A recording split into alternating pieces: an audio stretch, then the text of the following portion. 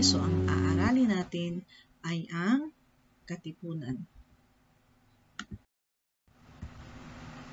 Ang pagkakatatag ng katipunan noong Hulyo 7, 1892, pagkatapos mabuwag ang La Liga Filipina at ipatapon si Rizal sa dapitan, itinatag sa pangunguna ni Andres Bonifacio ang kataas-taasan, kagalang-galangan na katipunan ng mga anak ng bayan o KKK, ng mga ANB o kasama sina Teodoro Plata, Ladislao Diwa, Valentin Diaz at Jose Dizon. Itinatag nila ito sa bahay ni Diodato Arellano sa number 72 Calle Escaraga sa Tondo, Maynila. Layunin ng samahan na magkaisa ang bayan upang palayain ang Pilipinas mula sa Espanya sa pamamagitan ng himagsikan. Malinaw sa kilusan na hindi na sapat ang paghingi ng reforma sa Espanya dahil hindi naman ito nakikinig sa mga hinaing ng Pilipino.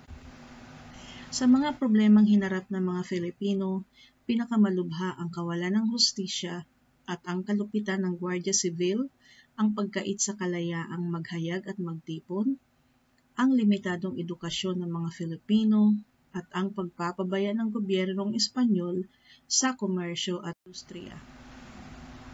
Mga kasapi at paghahanda ng katipunan. Ang katipunan bilang isang kilusan ay may sariling pamunuan. 3 ang naging pangulo ng katipunan. Sila ay sina Diodato Arellano na naging pangulo noong 1892, Roman Basa noong 1893, at Andres Bonifacio na kinilala bilang supremo ng katipunan noong 1895. Naging tanyag din sina Emilio Jacinto, Dr. Pio Valenzuela, Andres B. Valentin, Teodoro Plata, Aguedo del Rosario, at Enrique Pacheco. Si Andres Bonifacio ang pinakatanyag na opisyal ng katipunan. Kinilala siya bilang ama ng katipunan. Ipinanganak siya noong Nobyembre 30, 1863 sa Tondo, Maynila. Isa siyang mensahero at ahente. Ang kanyang akda ay Dekalogo ng Katipunan. Si Emilio Jacinto ay kinilala bilang utak ng katipunan. Lumahok siya sa kilusan noong 1894. Ipinanganak siya noong December 15, 1875 sa Tondo, Maynila.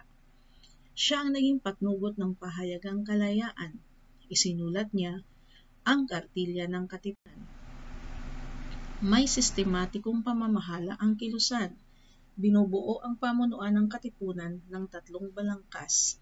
Ang kataas-taasang sanggunian na binubuo ng mga opisyal ng katipunan, ang sangguniang bayan na kinabibilangan ng mga samahan mula sa lalawigan at bayan sa iba't ibang bahagi ng bansa, at sangguniang balangay na pinakamaliit na unit sa balangas.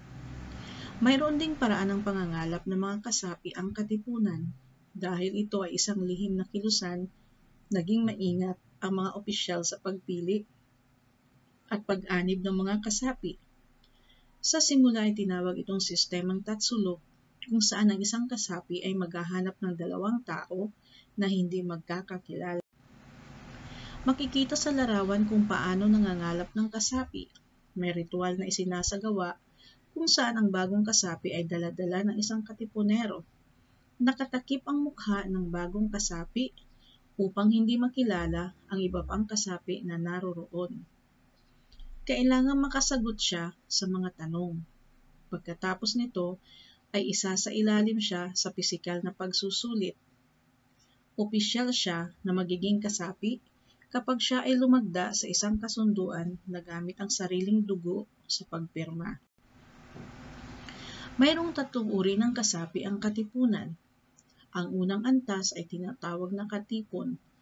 Ito ang pinakamababang uri ng kasapi at may kontrasenyas na anak ng bayan.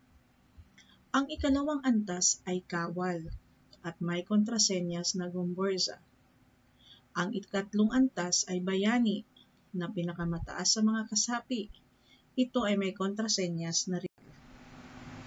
Kinalaunan ay lumahok sa katipunan ang kababaihan. Marami sa kanila ay mga asawa, kapatid, kamag-anak, at malalapit na kaibigan ng mga katipunero.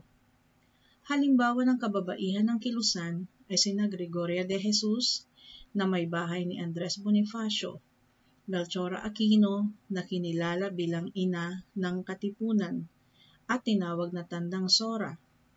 Naging kasapi rin sina Marina Dizon, Angelica Lopez Rizal, Trinidad Tecson, at iba. Sa loob ng 4 na taon, mula 1892 hanggang sa mga unang buwan ng 1896, ay naghanda ang mga katipunero para sa isang pambansang himagsikan. Naglathala ang kilusan ng pahayagang may pamagat na kalayaan. Si Emilio Jacinto ang patnugot nito. May mga akda rin ang katipunan. 2 sa mahalagang akda ng kilusan ay ang Kartilya ng Katipunan at Dekalogo. Si Emilio Jacinto ang may akda ng Kartilya ng Katipunan na naglalaman ng mga aral at katuruan ng kilusan. Binigyang pansin sa kartilya ang kahalagahan ng katipunan.